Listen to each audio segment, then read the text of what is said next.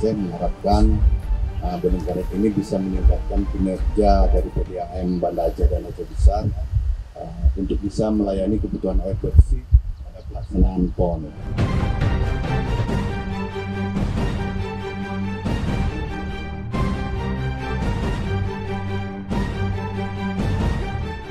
Ya, alhamdulillah seperti laporan dan sudah kita lihat langsung di lapangan, progresnya mengembirakan.